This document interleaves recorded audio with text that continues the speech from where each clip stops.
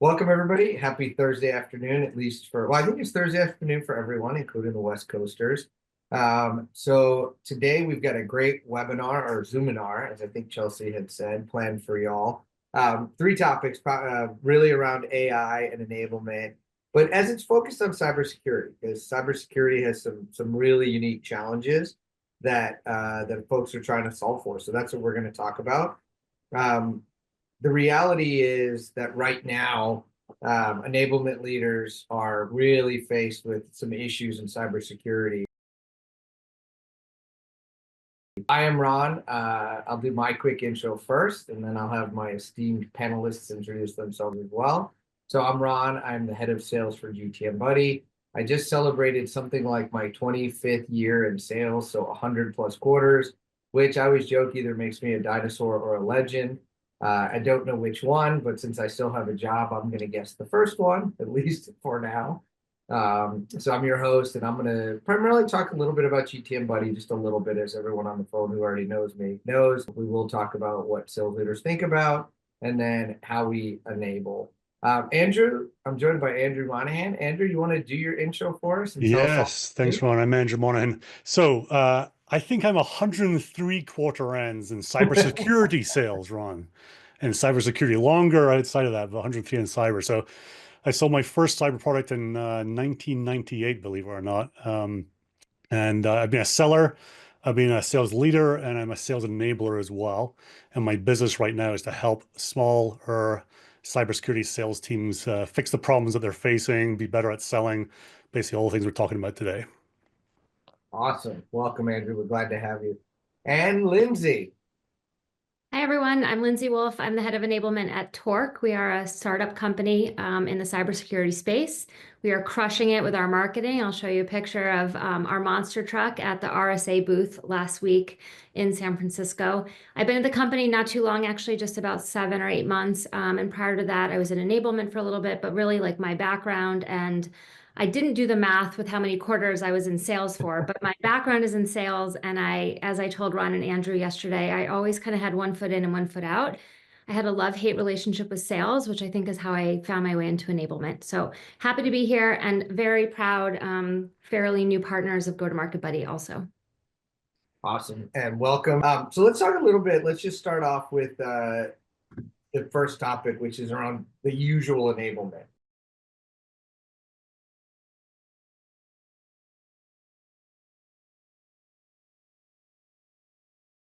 We hear a lot about that and what folks are doing and what they've done in the past. And I personally, and I know we talked about this yesterday, that what worked in the past is not working today. That's true of pipeline generation. It's true of closing deals. It's true of working with our prospects. But it's especially true, I think, in cyber. And I've got 3 reasons I think that it's tough, and I'd like your opinions on them. So I think that the companies are growing really fast. I think, Andrew, you said 3,800 companies in cyber That's today. right. What was the number just a couple of years ago? I imagine a ton have popped up. What was the number just a few years ago? Yeah, if you go back 15 years, I think it was under 500. Wow. Yeah, so a lot of growth, like many sectors have, but it means for a very confusing market. I noticed that Justin Merhoff is on as a security practitioner. I mean, he'll feel the pain, right, trying to understand what all these companies do. Yep. He is, and he's being very active on the chat, so we're glad to have him. So, but I think the thing is that a lot of SaaS companies aren't growing as fast, where cyber is growing really fast. So that's one topic I want to talk about, get your opinions on. The second one is, with that growth, where do we go hire? Like, who do we go look for, and who do we go target? And is it an existing seller? Is it an existing practitioner? Like, how do we go find that person and make sure that they're enabled on one or the other? And then I think the third thing that makes it hard is that our buyers in general, their job is to make sure that everything, like CFOs, CISOs in general, that everything's protected and everything's doing very well. And so I think there's a small lack of trust that our buyers have. And that makes these 3 things in general make it really hard. But I'd love to hear, Lindsay and Andrew, your take on just the growth and how you think about that, and how your like orgs are keeping up with it. And just first, you can disagree with me. I'm happy to be wrong. But like, let's just start there, just on you know, this is a challenge that's not across every org. But how are cyber companies keeping up with this fast growth in terms of enablement? Andrew, you want to start? Yeah, why not? Well, I think the first thing they're doing, which is natural, is you're looking for some sort of enablement help, right? They're bringing someone in. You know, Torque is staffing up a team under Lindsay. My clients are looking for help from me or from others like me as well. I think what happens though is that they view it almost as we'll get a person in the seat, and if you know, unless the revenue is growing rapidly to go with it all, that person becomes a one-person team. And you know, having been in that situation a couple of times, it's tough, right? A lot of plates are spinning. You're trying to do the best you can, and sometimes you just do what you can to get through the process. You pick on one thing to do really well, and try and do the other things as add-ons as your capacity allows. So there's a lot of these companies. 3,800. If you think about it, probably about 2,800 or so have a sales team of more than about 5 people, but they don't have a sales team of more than 50 people. So they're in that kind of zone of, either they just can't quite do enablement, or if they do, they have someone on board and they're doing the best they can as a one-man band. Gotcha. Yeah, I would say I do want to disagree with you a little bit, Ron, but first I'll answer your question directly head on. But I would say piggybacking off of what Andrew said, I think that it really comes down to, like, back to answering your question, it comes down to how we're hiring and who we're hiring and what the hiring profiles are. So, yes, it's challenging in the cybersecurity space, but also like it's challenging in enablement in general. It's challenging to stay up to date with all the security changes, all of the rules and regulations. And it's also challenging to make sure that the reps are armed with like real-time information and in at the moment that they need it. So all of those things contribute to, I think, the challenges that we face. And I agree it's even more challenging in cybersecurity. I'm still learning the ins and outs of cybersecurity. I mean, it's fascinating how much I've learned in 7 months, and yet also fascinating how much I still have to learn over the next, however long it will take me. Yep. Yep. Good. And by the way, thank you for disagreeing with me. I love it on these webinars that it's not just Uber friendly. Like we could have a banter back and forth. And I don't feel like I'm going to get run over by that monster truck, at least not yet. You're not going to get run over yet by the monster truck. I always You put that saved yourself. caveat. Yeah. So one of the things I think is so interesting, I spent like 20 years selling financial products, and we always debated, can you find an off-the-shelf SaaS seller, teach them finance? Can you hire a finance practitioner who's not necessarily the DNA of finance, right? So they don't really understand it, and they're not, sorry, the finance practitioner, not really a sales DNA. Do you find it's the same thing in going out and looking for people in cyber? Are there practitioners, like what's needed in the skill set? Is it a practitioner who gets and has the DNA of a seller, or can you go get like SaaS sellers and teach them cyber? And Lindsay, I'll just bounce right back to you on that one. Yeah, I would say yes, and it's complicated. So I would say I don't think there's any right answer. What from my experience, it depends on the leadership and the approach that we're taking, and I think it's a balance of finding like the art and the science.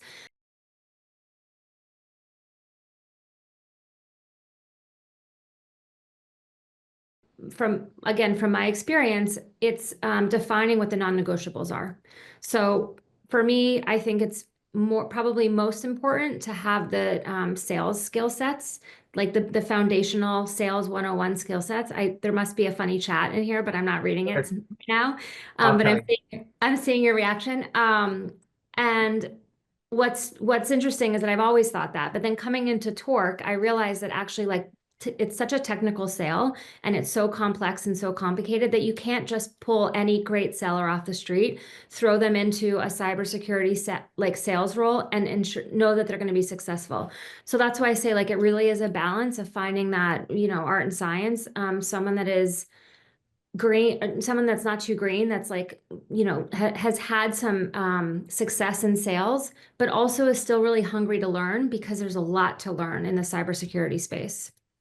Yep. Okay. So the court, Chelsea had posted, and I'm going to add to it a little bit. So she had said, tell me you're an enablement without telling me you're an enablement with your yes and yes. I've always said you could tell where people work in an org based on where the comma is in their answer. So with sales, it's always yes, comma, but. In consulting, it's always no, comma, but.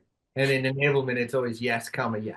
We are people pleasers at our core, right, Chelsea? What's funny is Chelsea's like picture, her Zoom picture is right front and center for me. Even though I can't see her face, I can see her face and I can feel her saying that out loud. Awesome. So yes, it's really is it's both. But I think what I've learned is that you need more cybersecurity background than I thought you would need when I first came into the company. I was surprised by it. In fact, they took a chance on me. I had no cybersecurity background, and part of the reason I had the conversations with my CRO prior to coming on board was because they were Torque was a Series B company, and I was really impressed by the fact that they were looking to hire an enablement leader to build out an enablement function so early on in the company stages.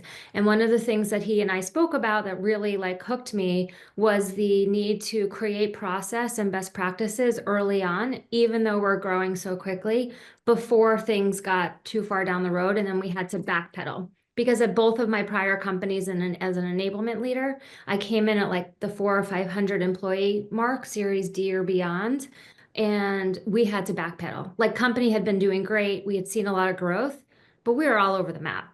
So at least like now I'm coming in and working with the team to implement some clear processes because to your point earlier, like the cybersecurity space is really challenging. It changes quickly and it's only going to get more challenging and more crowded. So we have to establish, from an enablement perspective, we have to establish what great looks like early on. Yeah. And is that, and I'll ask both of you, but like as new companies are coming on board, it's a super technical discussion that you're having with people. And so how do you like, is that what your first level training is about when you're coming on board? Is it like teaching them to have the product and the technical discussion?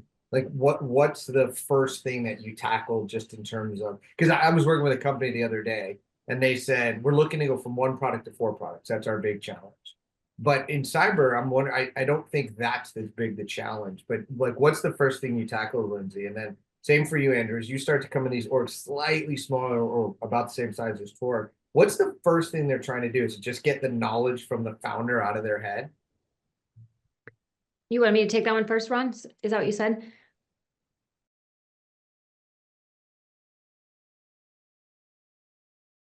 I don't tackle the technical like product challenge first or talk track first. I think it's important to understand the fundamentals of the company, who we are, what we do, who our personas are, competitors, customer stories, like why do we win, what are our use cases, all of that. We have a fantastic team of sales engineers that really help to drive the technical conversations. And so they also go through my training, but then they'll go down a separate sales engineering onboarding path if they're a new employee. And that's where they get the technical training. And then of course, like there's the Zoom calls and just shadowing reps. But no, I'm a firm believer in value and culture and company first and then product. A lot of people disagree. In fact, I sometimes get feedback from sellers when I do a survey, post onboarding. I wish we had the product demo in the first couple of days. And I intentionally don't do the product demo in the first few days. I try to do it like at the end of the first week or maybe early in the second week, but even that feels too soon to me. But I know that there's a balance for me in meeting the needs of these very technical sellers. And so that's like a meet in the middle, happy medium, I guess, from my perspective. Nice. Andrew, what about for you? What's the first thing that folks are typically trying to solve as they're setting up the enablement org and enabling these new sellers? Yeah, I'm aligned to Lindsay. I don't do product. I think it's a red herring. When I work with my clients, new sellers come in, and I have a program where after 1 week on board, they should be able to prospect, and after 2 weeks on board, they should be able to hold a first meeting on their own. And it's just all aligned to the business, the value, the outcomes, things like that, as opposed to, well, let's do a demo. They have SEs for demos, right? That's the whole point of having them. Got it. I often tell this story about when I was training pre-sales people to do their demo. The best one they all ever did was the very first one. And the reason was they actually didn't know anything about the product. They knew the 4 things we told them and a little bit of differentiation. And they knew one answer. Like they knew one way to answer the question. As they got better in their career and they learned more about the industry, they got away from solution selling and they got more into, wait, one more giggly frat, one more widget. Let me show you one more thing. And I always recorded and reminded them how good that first demo actually was as they onboarded, because they were trying to solve problems and not sell product. So Ron, one of the things I realized a while back, remember there used to be a video going around of the professor in front of the big auditorium of students. He had a big beaker and he filled it with something and said, is this beaker full? Can I fit another big rock in? And everyone went, no. And then he got sand to put the sand in and he said, is it full now? And everyone said, yes, it's full. And then he put the water in. I kind of view that as a brain of a new hire, right? Whatever you put in first is what's going to take up most of their headspace. So if you demo or teach them the intricacies of the product on the first couple of days and things like that, that's their go-to always. And they become that sort of person. Whereas if you fill their brains with, well, actually, here's how you engage with someone like Justin, right? Here's how you go in and have a proper conversation about what they're trying to achieve and how we can help, and the intricacies and the pressures and all the rest of it. That's where we want to enable them, not by sitting there going, well, don't forget we got a feature that does this amazing thing and it's blue, right? That's not going to help anyone. Yeah. Justin. Oh, go ahead, Lindsay. I was going to say, I think sometimes it's important to come back to the basics, like the fundamentals of selling. And if you're hiring people with skill, that have been in seat for a long time and have been successful salespeople, whether they're in cybersecurity or any other industry, sometimes they forget the basic skills. And so it's important to come back to like looking at talk time and setting agendas and asking open-ended questions. So in the beginning, I mean, I know we're not specifically talking about onboarding, but right now I'm very heavy into onboarding because we're hiring a lot of people. I spend some time with reps and I always say to them, some of this may seem fundamental, but if you take away one thing that you haven't done in, a year or 5 years that you can apply to your job going forward, that's a win. So that's a little bit of my perspective. Got it. I'm sorry, I'm not laughing at you. I'm laughing at Justin. Does Justin agree? Justin, big yes with some exclamation part. Yeah. But he also said he doesn't want to be taught what a firewall. I love being taught what a firewall is. LOL. Yeah. Yep. That. Yeah. So let's talk a little bit about that. Let's move to the next theme here, which is, it used to be, I would say 4 or 5 years ago, we filled the reps' heads with content. That was the sand, Andrew, that you were talking about. Tell me about the company, G2 crowd reviews, the Gartner analyst reports, other analyst reports, who loves us.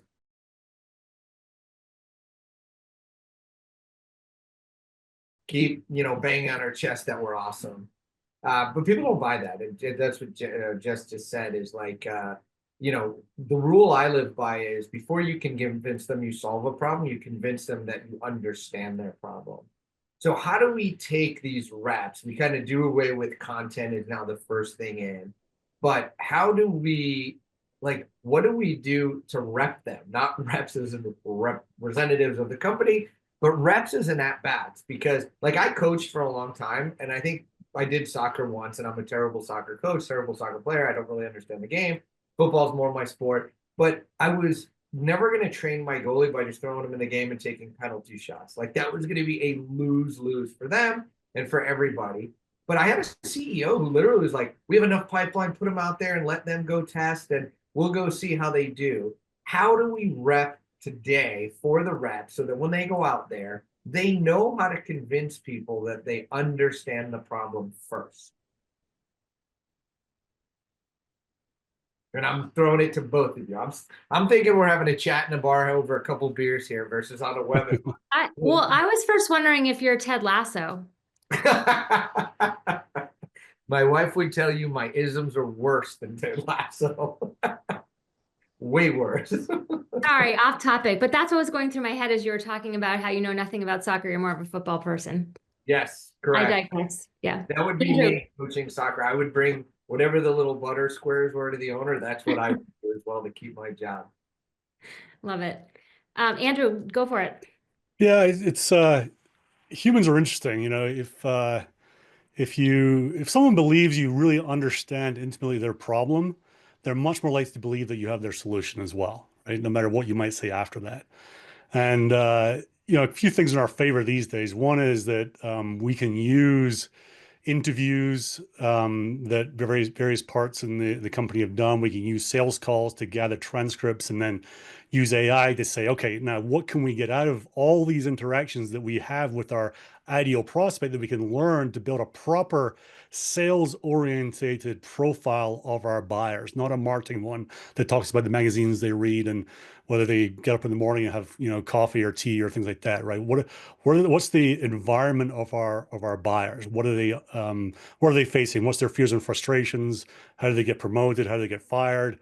What might they like about things that we do? So we can build up a much more accurate profile of who we're actually engaging with, which I think is a big advance over probably 5-10 years ago, where a lot of it was really hard to get to that same level, let's say, of understanding.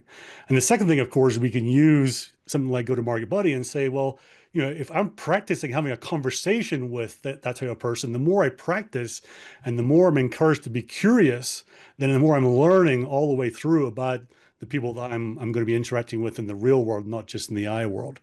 And from that comes confidence, from that becomes knowledge, and from that you build trust when you actually do get on the phone with these people. I think that's the key bit, right? I mean, there's, all the buyers in cyber, right? They've been hit up by salespeople for the last 20 years, every which way till Sunday.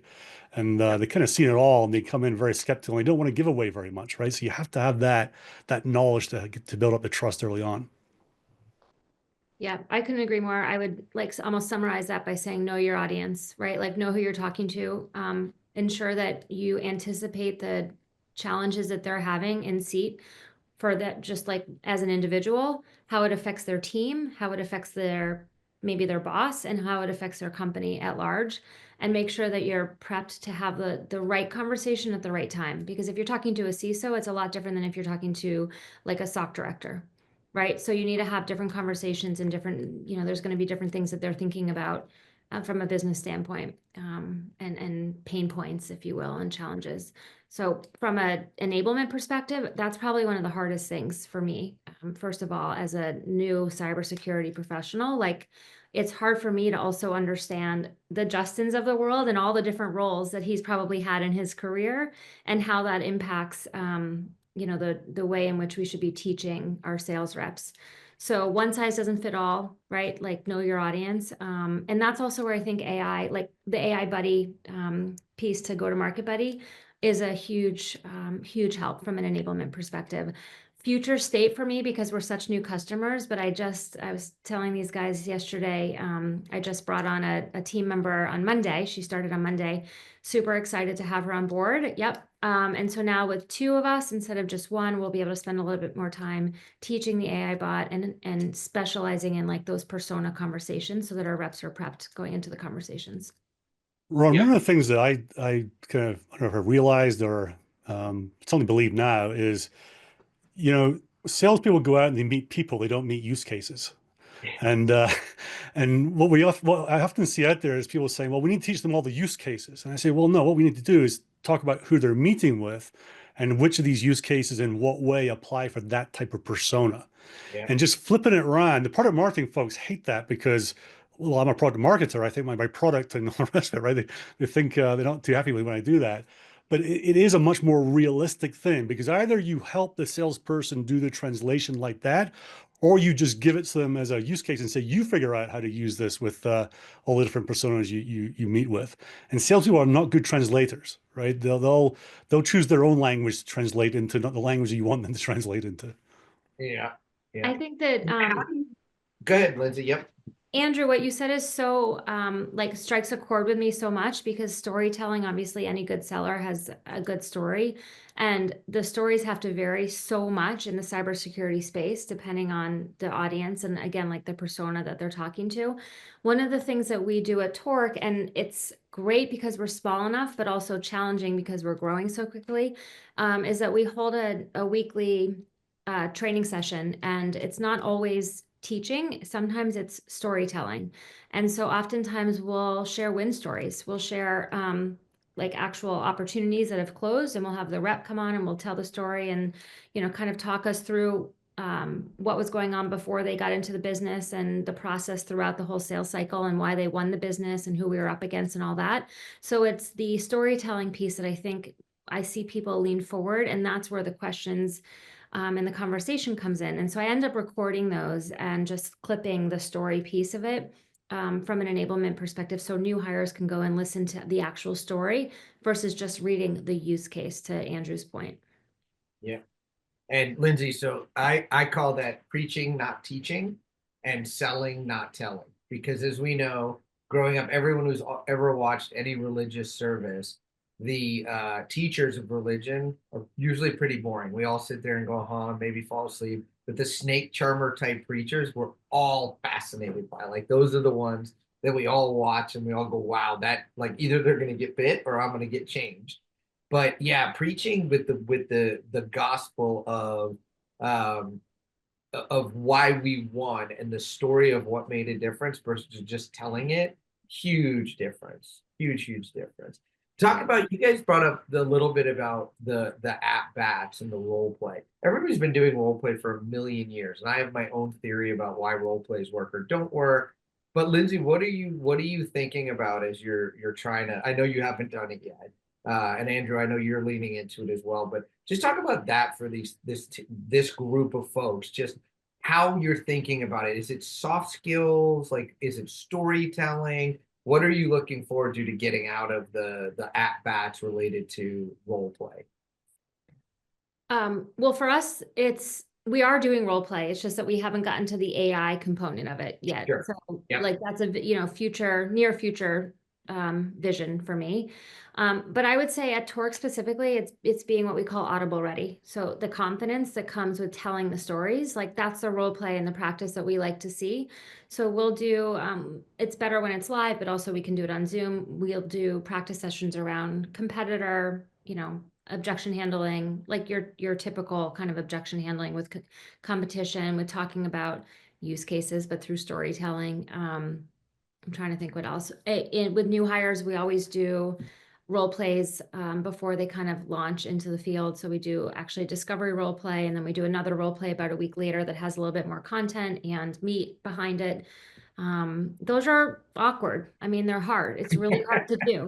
Role plays with your colleagues are, I think, one of the most awkward things. But I actually do an onboarding session. I forgot about this. I actually do an onboarding session that has nothing to do with Torque or cybersecurity or any industry specific. It's a 5 why exercise. It is not brain surgery or anything. But it just reminds people to be curious and to go deeper in their questioning. So I typically like role play asking 5 questions on one topic, and then we round robin that. And that's during the onboarding cohort, quote unquote live session on Zoom. So that's always a win. It also gives people, the new hires, it's a nice way to learn something new about your colleagues too.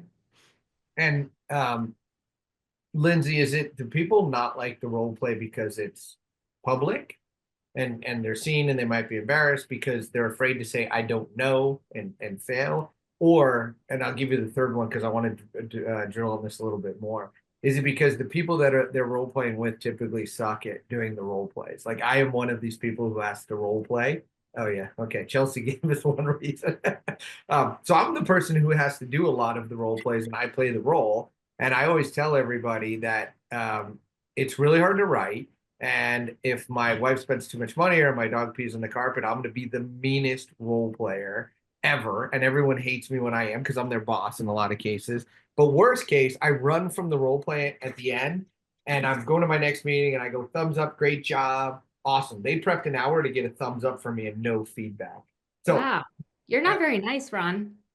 Sometimes not. I'll be the first to admit I'm not good at being the role play person. But just talk to me about that. Like, is it changing their DNA that this is becoming acceptable? Is it just that they're embarrassed that they might not know something? Is it just, as Chelsea said, awkward AF?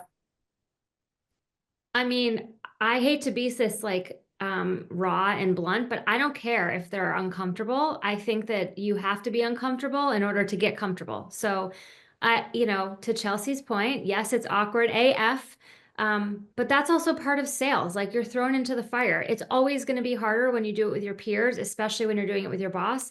And then you're going to hit the ground running and like kick ass when you're doing it in the field. So I don't know if that answers your question, but it doesn't matter to me if they're uncomfortable. And I think from a role play perspective, I play one role, but actually when we do the discovery and the realistic role plays before the reps get into the field, it's with their leader and their AVP too. And so it's a little bit of like test of knowledge and also just general preparation. So I work with them behind the scenes on like, I know the players, so I can guide them on what they're going to be looking for.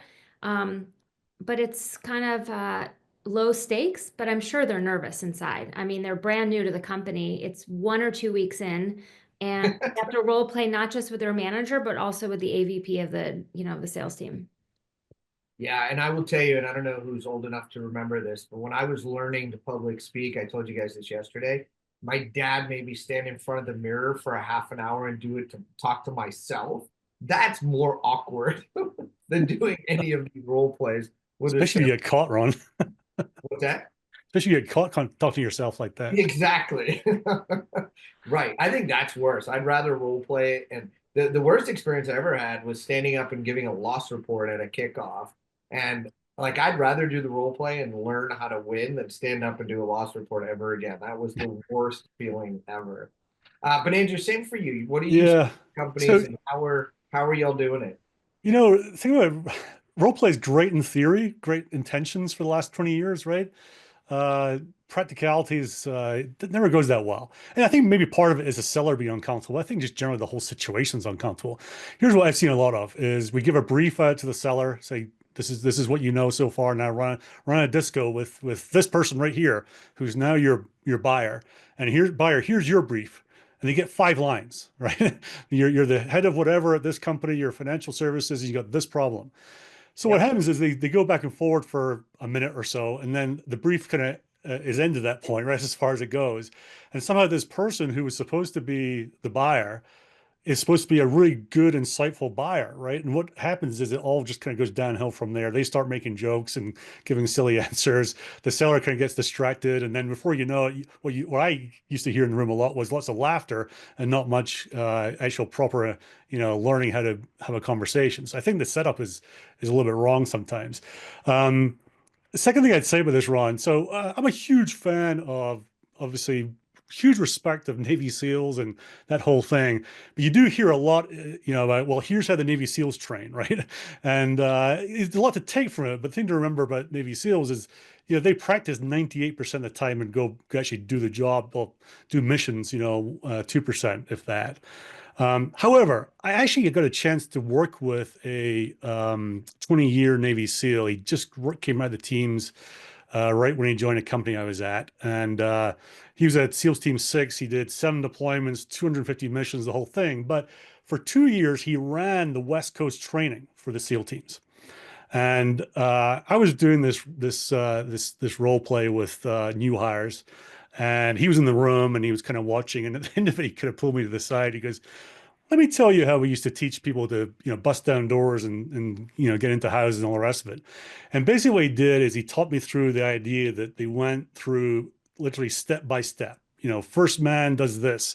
Let's practice that 5 times. Okay. Second man does this. Let's practice that 5 times. It wasn't like, here's how to break into a house for the next 5 minutes. Let's just go do it. It literally was 10-second by 10-second increments. So what I took from that was, if we want to really help these sellers change and adopt new things, I have to break it down into that, right? What is the bite-sized drill? Take discovery, for example, or take take discovery, for example, right? What's the first 5 minutes, the first 3 minutes of discovery look like, right? Where do you start? Let's get really good at asking and listening for the answers in this area. Then let's move into this area, and let's move into that area and break it down like that. And then finally bring it together and say, okay, now let's do the 15-minute version of this where we bring it all together. And that way they get a chance to incrementally improve in these smaller areas to then show they can do it all in one. And when I kind of realized that with Chuck's help, it's like you see the improvement in all sorts of areas, but also in role play, right? Because they're actually just using the building blocks and they're more comfortable and it doesn't descend into chaos after a couple of minutes along the way. So what I look at and say, well, that's good and all if you got a big team and there's lots of ways and tools you can use to go and do that. If you're a one-man band enabler at a smaller cybersecurity company, you got to figure out how to do this on your own. I think it's been really, really difficult for that person to do without the modern tools such as GTM Buddy coming on board. Because what I look at what you guys are offering and say, okay, well, I want them to get to the point where we can do a role play for 20 minutes with a CISO on a first meeting, but I want to do a whole bunch of drills before that so that actually they're really good at the components of this and not have to be there myself saying, well, I'll play the prospect again and I'll do the scoring and I'll do all this because I just don't have the time for it if I'm at a small company. Yep. That's a great example, Andrew. And by the way, I spent some time in San Diego. I went to the Navy SEAL bar, McPee's.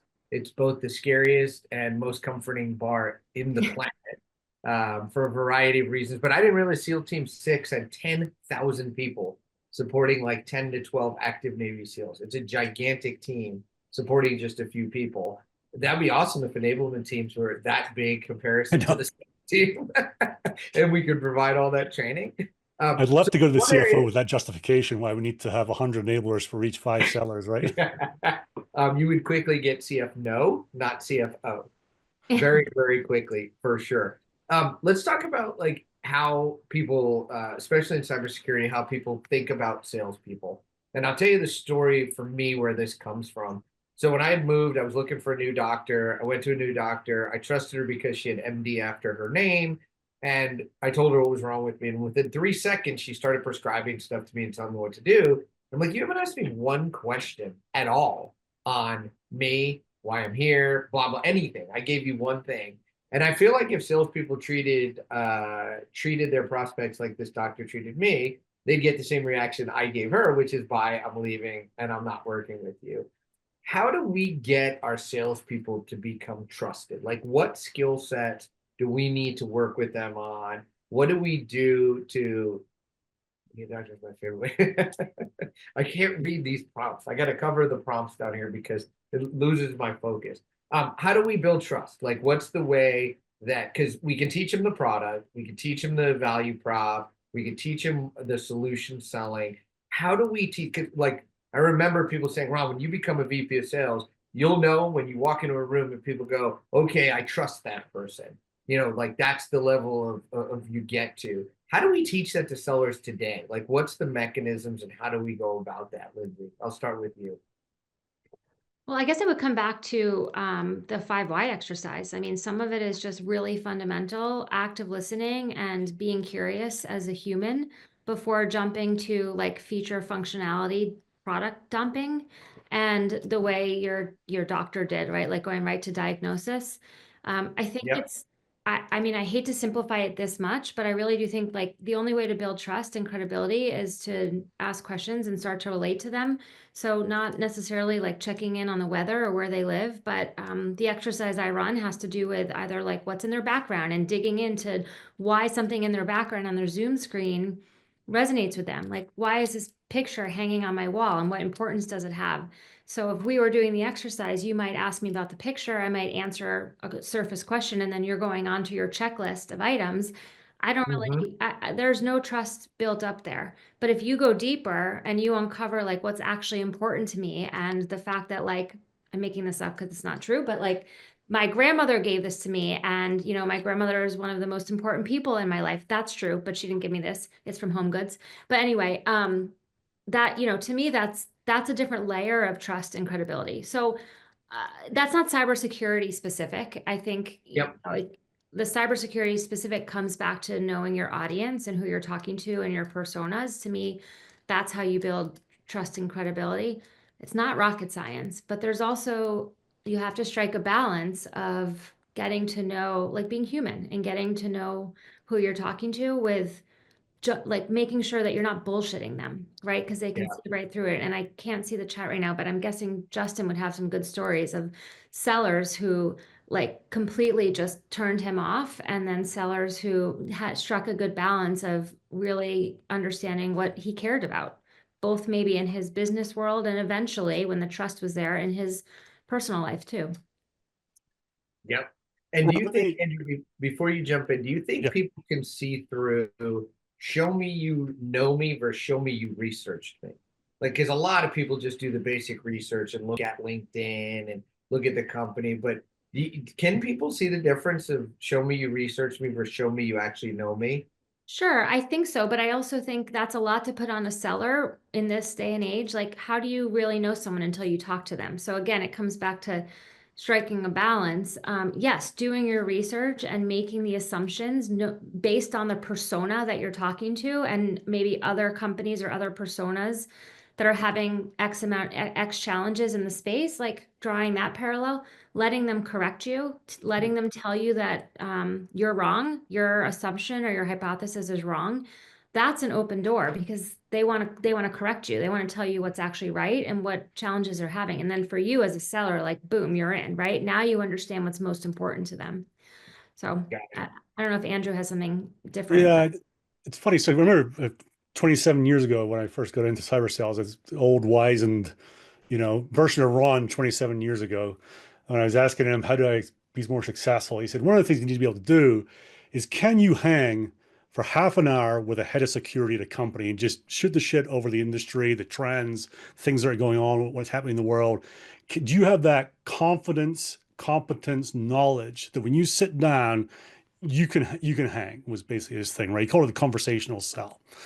And I often thought about that, like how do you help someone who's perhaps hadn't been in cyber or a different part of cyber to be able to do that effectively? And I think, when you're building trust, I think just having that inner confidence and kind of showing that you know the industry without saying I know the industry is part of that, building trust and getting into these organizations. I'll tell you one thing that I just started doing, and I'm kind of excited about it, but you can tell me you've all done this before. I'm way behind, but so what I did was, like for a company right now I'm working with, I collected interviews with the founders they'd done, I don't know, a year ago, right? Just found little 15 minutes here and 10 minutes there where they talked about why the company exists, things like that. I took that as one set of assets.